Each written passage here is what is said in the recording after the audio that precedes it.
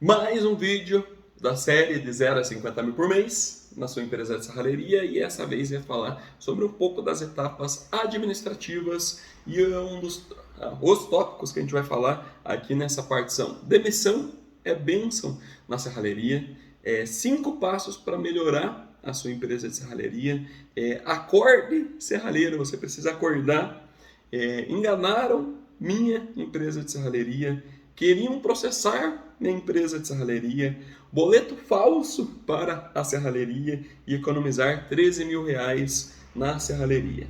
E basicamente eu quero contar essas histórias, contar esse conteúdo e trazer esse conteúdo para você conseguir entender que existe sim um processo de etapas administrativas para você vender os seus 50 mil por mês. E basicamente assim, o primeiro tópico, a gente falando aqui, é demissão é bênção na serralheria. Muitas vezes você fica travado, você fica pensando, poxa, será que eu demito ou não demito essa pessoa? Será que, poxa, eu tenho dó dessa pessoa, ele está aqui há quantos anos comigo e fazendo um bom trabalho, fazendo um bom serviço.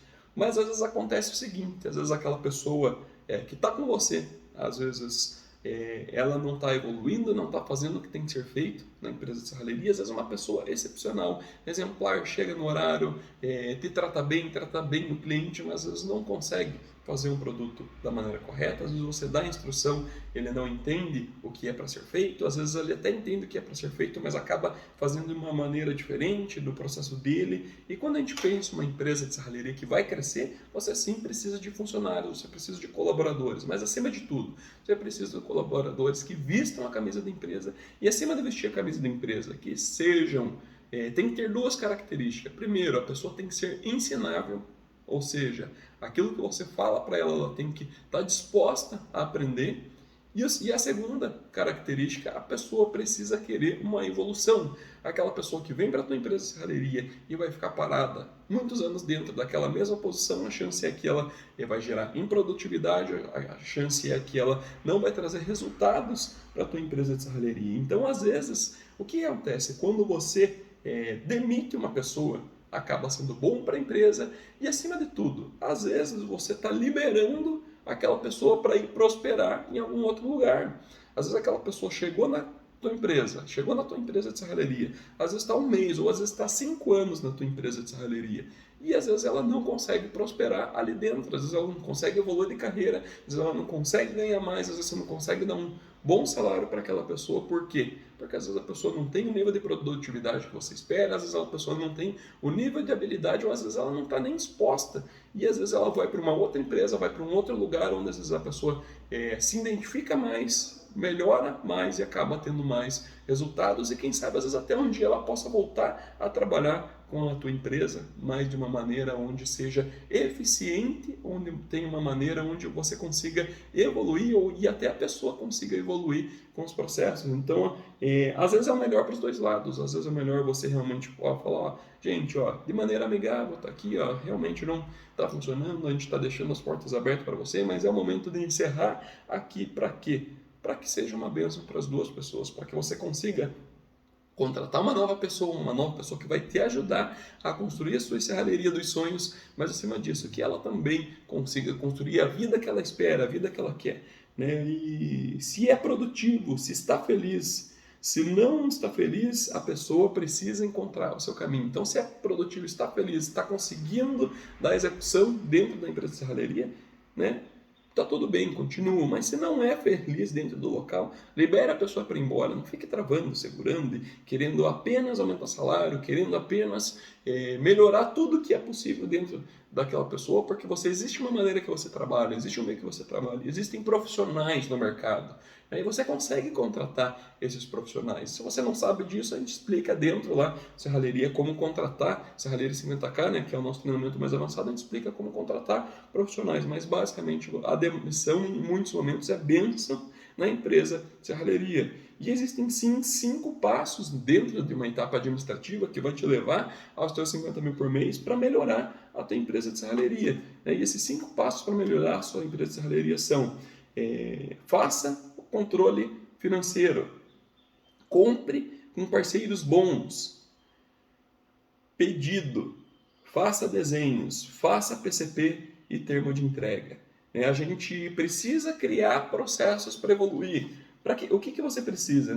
Ter um controle financeiro, são passos para você, passos administrativos para você evoluir. Como que você quer chegar nos seus 50 mil por mês se você não sabe o quanto você vende e o quanto você compra?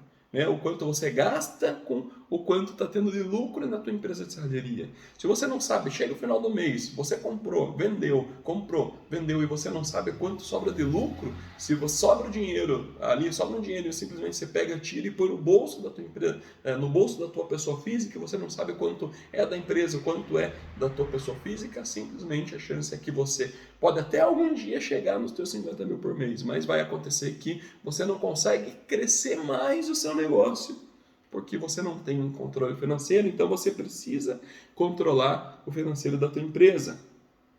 Compre com parceiros bons, que é o segundo passo aqui. Se você, eu vou dar um exemplo, que eu sempre dou esse exemplo em palestras, eventos. Teve uma vez que eu comprei puxadores de janela para aquelas janelas basculantes, ainda na época que se fabricava bastante janela basculante em ferro, A gente só trabalha com ferro aqui na nossa empresa de serralheria, e a gente comprou puxadores por um preço muito barato de um fornecedor. E a gente viu até que estava realmente bem mais barato do que o valor do mercado, mas a gente comprou porque queria pagar barato. A gente fez, industrializou as nossas janelas, instalou para o nosso cliente.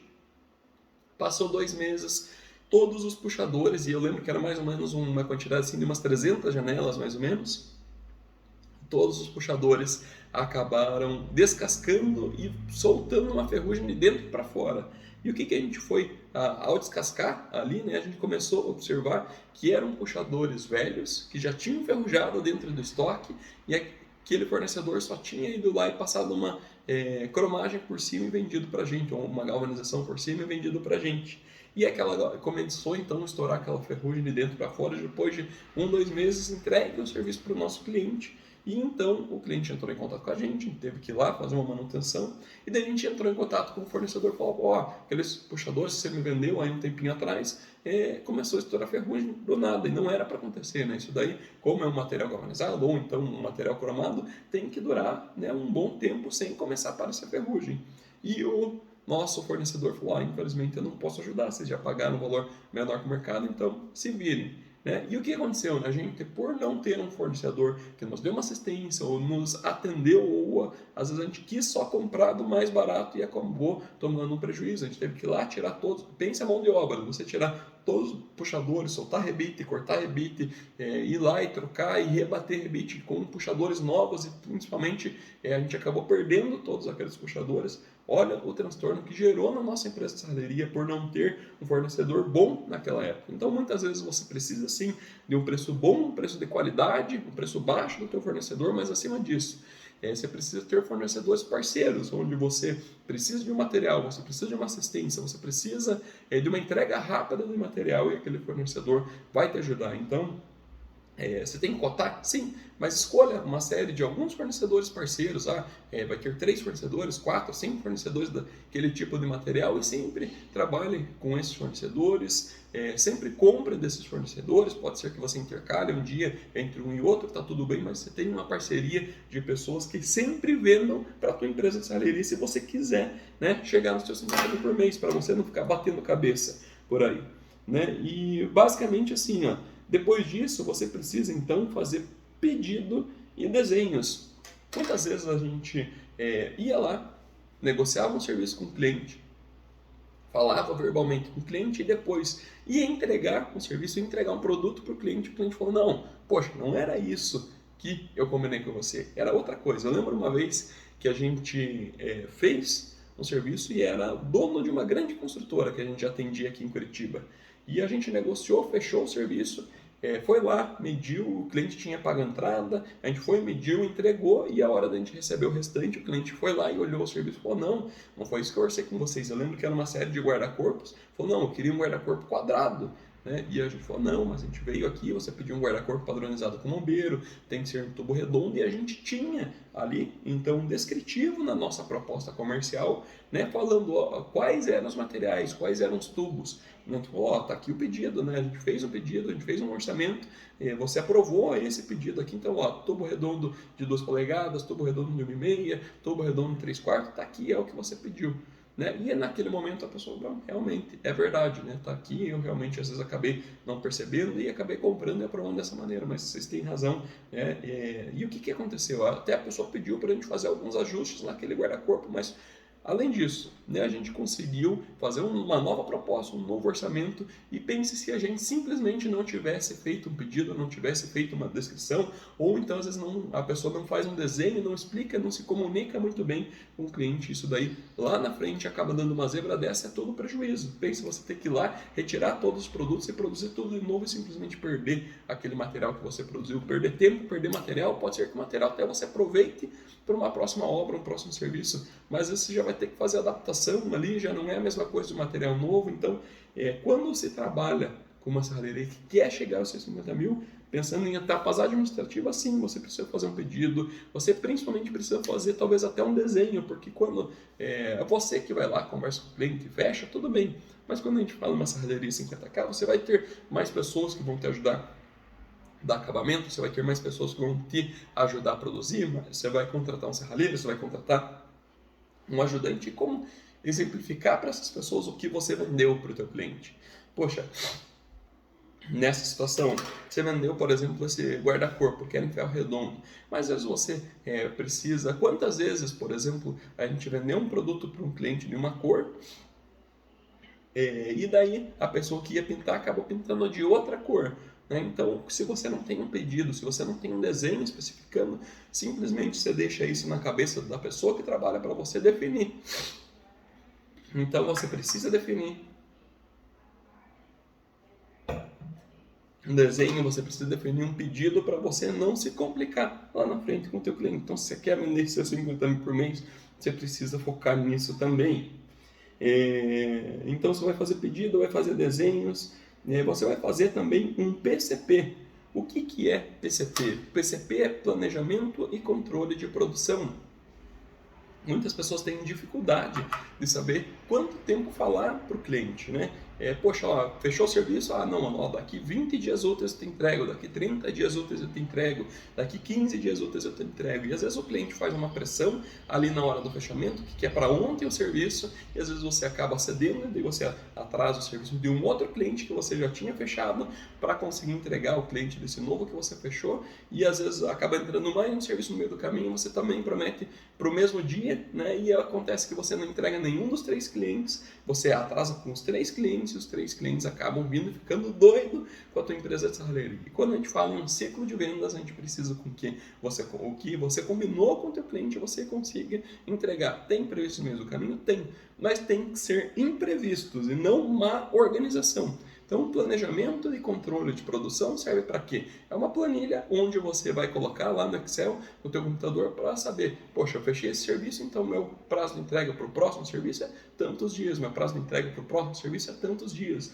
Ou então, poxa, ó, meu prazo de entrega está ficando muito alto, eu vou ter que contratar mais pessoas. Ou não, poxa, ó, estava com bastante equipe ociosa aqui, eu estou conseguindo entregar bem rapidinho, estou com pouca demanda, né? Poxa, será que eu vou ter que mandar embora uma pessoa ou não? Então você precisa fazer um planejamento e controle de produção, e a gente também explica isso dentro do Serralheria 50K, mas basicamente assim, ó, coloca uma planilhinha do Excel, coloca as pessoas que estão produzindo para você, coloca quantos dias vai demorar ali, faz um calendário, coloca a data ali, 1º de janeiro, 2 de janeiro, 3 de janeiro e assim por diante. Então coloca qual dia vai ser produzido, qual dia vai ser pintado, qual dia vai ser instalado, para você ter esse controle e não ficar passando preço para o teu cliente, vendendo para o teu cliente, mas acima disso entregando de maneira equivocada, de maneira errada, por falta de organização. Então você precisa ter isso daí para você conseguir chegar nos 50 mil por mês.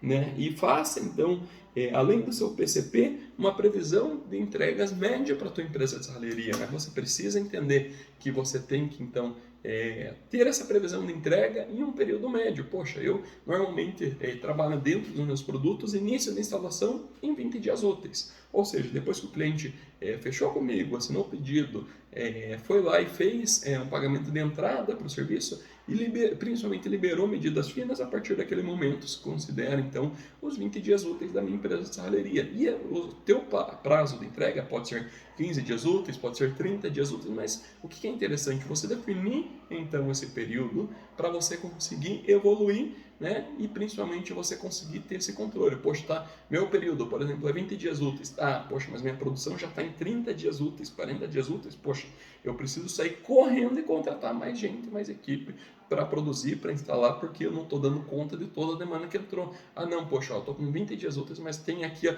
previsão para 5 dias úteis, 7 dias úteis. Poxa, não, às vezes é o momento de realmente eu reestruturar a equipe. A gente falou aqui nesse vídeo, né, sobre a demissão, é uma benção na serralheria. Às vezes esse é o momento de você ir lá e conversar com aquele funcionário que às vezes não está tendo a produtividade que você deseja, não está tendo a evolução que deseja, e simplesmente fazer com que ele seja abençoado por outra empresa. Então, é interessante você, principalmente, entender isso e, basicamente, utilizar esse período médio para controlar a tua produção. Então, esses 5 passos são: faça controle financeiro, compre com parceiros bons, faça pedido, faça desenhos e faça planejamento e controle de produção na tua empresa de serralheria. Depois disso, poxa, 5 passos. Qual que é o próximo tópico aqui de etapas administrativas para você vender 50 mil por mês? Acorde serralheiro.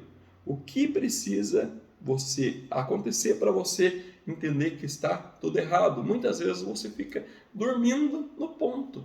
Às vezes você passa 1 mês, 2 meses, 3 meses, 4 meses aí pensando o que está errado, né? Pensando e não toma atitudes. E muitas vezes você não toma atitudes por não executar esses controles financeiros, de não executar esses 5 passos para melhorar a empresa. Então você precisa acordar a todo momento, a toda semana você precisa parar e olhar para tudo isso que você está fazendo e entender: poxa, não, aqui está certo, aqui está errado, aqui está certo, aqui está errado. E às vezes você precisa algumas empresas ficam esperando quebrar na serralheria para daí sim acordar: poxa, ó, quebrei, agora já era, não tem como reverter, né? Às vezes as pessoas quebrando conseguem visualizar o que teriam que ter feito diferente para as coisas funcionarem. E aqui, na verdade, a ideia é que você faça isso antes.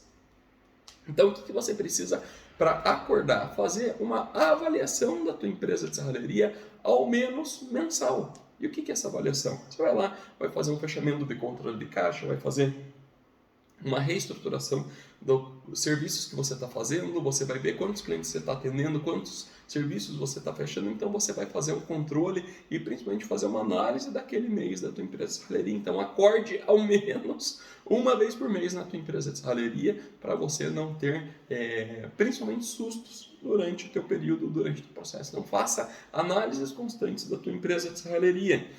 Depois, próximo tópico aqui: enganaram a minha empresa de serralheria. História de roubo de tinta, que não cuida do pouco, não cuida do muito. Quem não cuida do pouco, não cuida do muito. A gente teve uma situação onde a gente tinha um comprador da nossa empresa de serralheria, e como a gente vende muito mais do que esses 50 mil por mês, às vezes o volume de compras acaba sendo tão grande que a gente acaba não prestando atenção, acaba não vendo e não entendendo todos os detalhes se a gente não tiver um controle dessas compras, não tiver um controle de tudo o que acontece, principalmente na parte financeira da empresa de serralheria. E esse funcionário acabou, dentro de uma compra de tintas, comprando uma tinta para a casa dele. E como que a gente percebeu? A gente começou a olhar e hoje a gente pinta todos os produtos com esmalte sintético, esmalte PU, fundo, catalisador, enfim, são produtos destinados para produzir, principalmente pintar peças metálicas. E a gente, quando que a gente compra tintas residenciais para pintar parede, tinta à base d'água, basicamente quando a gente tem que fazer algum retoque de um cliente, que isso daí já é gerado às vezes por algum problema, alguma falha de instalação ali, quebrou ou algo a mais, tem que ir lá e retocar, ou sujou uma parede, tem que ir lá e retocar, então já é um problema, ou então quando vai pintar às vezes a estrutura da nossa empresa ali, e nesse momento não tinha nenhuma estrutura da empresa pintando, e também a gente foi e perguntou e não tinha nenhum problema, nenhum defeito de instalação, uma sujeira de instalação que teve que repintar a parede de um cliente, a gente identificou lá uma lata de 18 litros de tinta para pintar a parede. E a gente foi olhar, a gente, poxa, não foi a gente que comprou isso daí. A gente entrou em contato com o fornecedor e o fornecedor pegou a nota fiscal onde tinha a assinatura de quem retirou. A gente foi lá e olhou a assinatura de quem retirou, era o mesmo sobrenome de uma pessoa que trabalhava com a gente. E daí a gente foi investigar e acabou conversando com essa pessoa. Essa pessoa falou, não, realmente, essa pessoa se justificou da seguinte maneira, não, eu acabei comprando para mim, mas o pessoal, como eu trabalhava aqui, o pessoal acabou emitindo nota fiscal e boleto como se fosse para a empresa, mas eu acabei esquecendo de pagar isso daí. Mas pode deixar que eu pago, realmente. Essa pessoa daí depois foi lá, pegou o boleto e pagou, né? E a gente até acabou não seguindo, foi um erro que a gente conseguiu identificar, a gente acabou não levando isso para frente, inclusive a gente sentiu até dó daquela pessoa, porque às vezes ela fez aquilo ali por um ato até de desespero, a gente não sabe o motivo dela ter feito aquilo ali, mas basicamente eles queriam enganar ou enganaram a nossa empresa de serralheria. A questão é que a gente conseguiu pegar isso no meio do caminho. E quando você não tem, então, um controle de tudo na tua empresa de serralheria, a chance é que vão enganar a tua serralheria em diversos momentos. O cliente vai enganar, o funcionário vai enganar, o fornecedor vai enganar.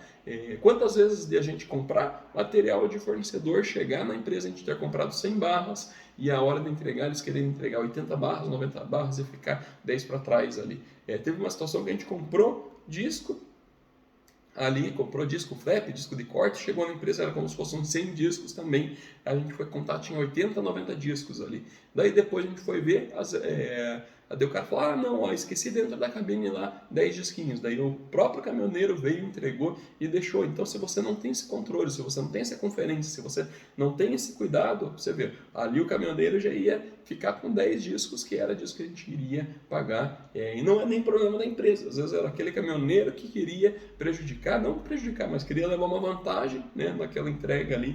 Então, a qualquer momento podem enganar você. E não é que eu estou falando para você desconfiar de todo mundo. O princípio é de que você deve acreditar de todo mundo, mas você não pode ser bobo. Então, você tem que ter os cuidados que deve ter, principalmente nas etapas administrativas. Quer vender 50 mil por mês? Cuide das etapas administrativas para que elas façam você chegar também aos seus 50 mil por mês. Não adianta você simplesmente chegar aos 50 mil por mês se você tiver vários furos nesse processo administrativo.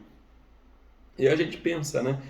Mais uma história, né? De combater a quebra. Queriam processar a minha empresa de serralheria, né? E tudo se dá um jeito na vida. A única coisa que a gente não resolve é morte. Mas teve uma situação onde a gente vendeu um produto, né? Então, por que queriam processar a minha empresa de serralheria? A gente vendeu um produto para um cliente, eu lembro até hoje, assim, era no valor de R$ 4.800. E o cliente, desses R$ 4.800, ele ia pagar um valor de entrada e o valor restante. Ele realmente deu, e ele tinha um orçamento, tinha um pedido de valor de entrada, né? E deu um valor de entrada, ele parcelou em 2 vezes, então ele deu mais ou menos uns 40% de entrada desse valor. E daí aí a gente passou por etapas administrativas, passou por etapas produtivas também, fabricou, instalou aquele produto. Na verdade não era instalado, a gente só ia entregar porque um pedreiro ia instalar, era um gradil. Eu até lembro que era um gradil em arco redondo, assim, numa casa de esquina, então vinha arqueado ali, deu um certo trabalho para fazer, né? Tudo que é produto arqueado acaba dando um pouquinho de trabalho para fazer. E a hora que a gente foi entregar esse produto para o cliente me perguntou novamente, quanto que é mesmo o serviço? E eu, ali, de inocência, também, para mim, na minha cabeça, que era um valor de 3.800, não 4.800, né? Então eu acabei falando, não, é 3.800. Ele falou, não, tá bom, tudo bem. E daí, o que aconteceu? A gente chegou depois ali e acabou passando batido. E a gente olhou o nosso pedido, a hora que foi emitir os boletos para entregar para o cliente, né, o boleto final ali, e daí a gente mandou o boleto referente ao valor fechado com o cliente, que estava ali no pedido, que o cliente já tinha dado entrada, e era 4.800 realmente. Então a gente mandou o boleto do valor restante para o cliente, e o cliente ligou doido para a gente. Falou, não, eu vou processar vocês, olha aqui o que está acontecendo. Você veio aqui e falou que era 3.800 e agora está me cobrando a mais, R$ 1.000 a mais do que era para ser não sei o quê. E a gente falou, poxa, né, olha que cliente aproveitador. E eu tô no momento, vão ter pessoas de má fé, de má índole, que vão querer se aproveitar. O cara já tinha fechado, já tinha se dado um pedido, já tinha até dado uma entrada no valor de 4.800 e se aproveitou, às vezes, de um deslize, às vezes de uma falha humana ali, realmente foi uma falha minha de ter falado aquele valor, mas tinha um pedido, tinha um acordo assinado por ele, um orçamento assinado por ele ali, num valor, né, de 4.800, e ele quis se aproveitar daquela situação. Ele falou, não, ó, vou processar a empresa de serralheria de vocês. E aí o que a gente fez? A gente falou, ó, cliente, o negócio é o seguinte, realmente foi um deslize, se a gente falou esse valor, foi algo errado, pedimos desculpa por esse valor, mas se lembre, quando a gente fechou, quando a gente negociou lá atrás, tinha um pedido, tinha uma assinatura, e ali tem todo o descritivo de pagamento, tem todo o valor, dê uma olhada lá. Aí o cliente foi lá, pegou, olhou, não sei se ele já tinha visto ou não, quis dar uma de malandro ali para cima da gente, mas ele foi lá, olhou e falou, não, poxa, realmente era os 4.800 dele. Mas mesmo assim ele veio louco e falando para mim, não, mas mesmo assim, mesmo que tenha pedido, você veio aqui presencialmente e me falou, né, esse valor, falou, ó, infelizmente esse é o valor negociado, é o valor assinado, né, não tem o que fazer. E legalmente o que tem valor? É o que o cliente assinou. Né? Então naquele momento a gente falou, ó, o que a gente pode fazer com o senhor? Então o senhor tinha combinado de pagar o valor integral, agora realmente isso daí foi o negociado lá atrás, não é errado nenhum a gente cobrar o negociado não sai caro, então aqui ó, vamos fazer o seguinte, em vez de o senhor pagar à vista esse valor, né, que é o que a gente já tinha negociado, eu vou criar uma condição especial para o senhor, em vez de fazer à vista o valor restante aqui, no ato de entrega, eu vou fazer 3 boletos para o senhor. Faço 30, 60, 90 e o senhor paga o valor que realmente a gente acordou e ainda eu te dou esse prazo de pagamento. E daí ele veio, quis negociar mais um pouco, eu sei que no final das contas ainda ele queria 6 meses para pagar aqueles boletos. Ele falou, não, vamos fazer o seguinte, então a gente dá um prazinho um pouquinho maior.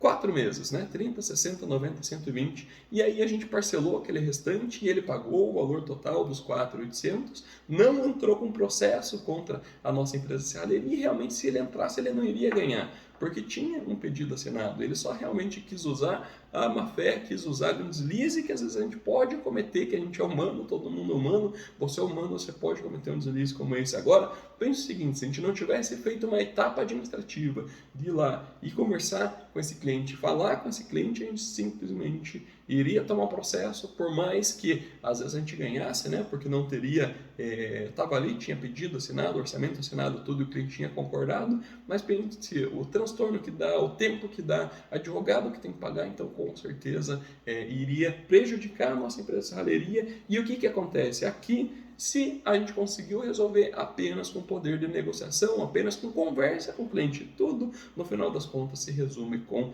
conversa. E aí a gente entra no próximo passo, né, que é o boleto falso para serralheria. E mais uma vez entra aí etapas administrativas. Quando você cria uma empresa de serralheria que vai vender acima de 50 mil por mês, você vai fazer divulgação, você vai mostrar o site da tua empresa de serralheria e você começa a ficar exposto.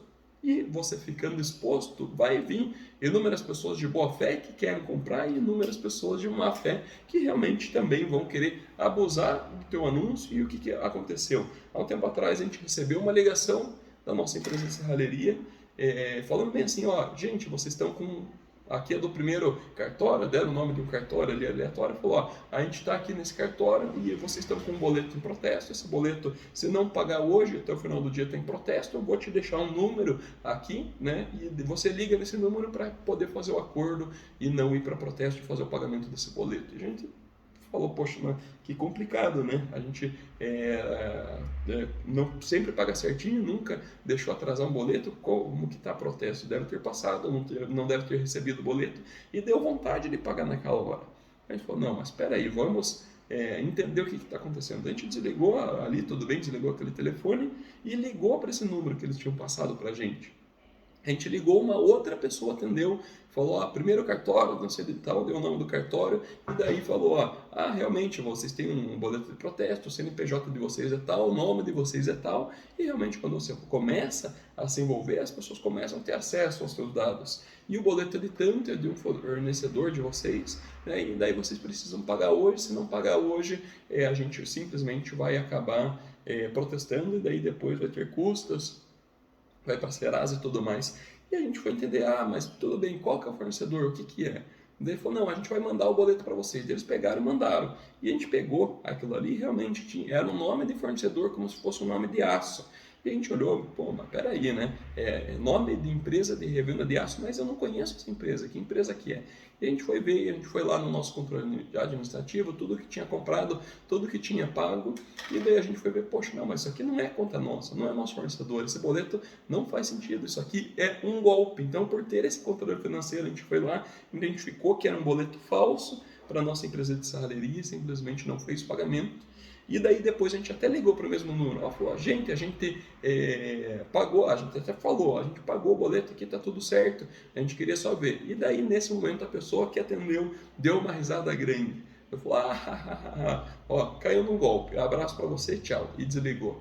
E na verdade quem caiu um golpe nesse momento foi ele, porque a gente realmente não tinha pago e conseguiu identificar ali que era um boleto falso. Então alguém pegou o nosso telefone na internet, pegou a divulgação, mas pense se a gente não tivesse um controle administrativo, pense se a gente não cuidasse dessas etapas administrativas, a gente simplesmente ia pagar, né, um valor, e às vezes quem não cuida desses pequenos detalhes acaba não conseguindo chegar aos seus 50 mil por mês. Então você precisa de etapas administrativas para ir lá e avançar e não cair em golpes como esse na tua empresa de serralheria. Então fique de olho, né? O golpe está aí e realmente cai quem quer, né? Então cai quem não tem o controle administrativo. E o último tópico, né, que é o como economizar 13 mil na serralheria, ou melhor, como eu economizei em um dia de trabalho que trouxe 13 mil de lucro, e principalmente para você ficar atento com o que você faz e com o que você entrega. Eu lembro que a gente fez uma cobertura metálica para um cliente,